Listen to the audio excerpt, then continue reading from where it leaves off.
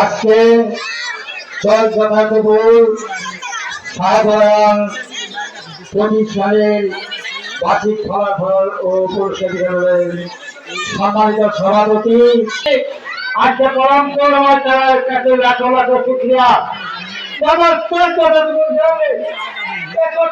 অনুষ্ঠান করতে পেরেছি। এই অনুষ্ঠানে পরম্পর তারা আশা করেছি তার কাছে শুক্রিয়া করি। ফলাফল তোমরা এই 3 বছরে 1 থেকে 10 পর্যন্ত করেছো। আজ থেকে 1 বছরে যে পরিশ্রম করেছো তাই পরিশ্রমের ফল বাহির হবে।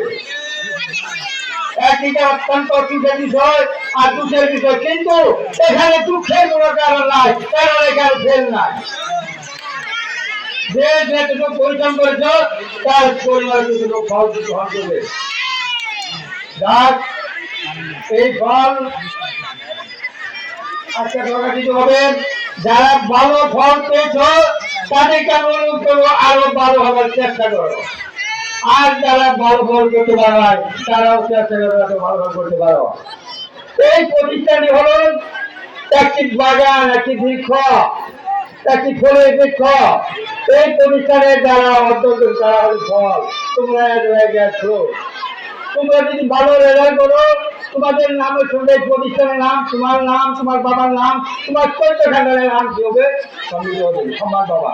আর যদি তোমরা ভালো রেজাল্ট না করো তাহলে তোমার প্রতিষ্ঠানের নাম, তোমার নাম, তোমার বাবার নাম সব বিলুপ্ত হয়ে যাবে।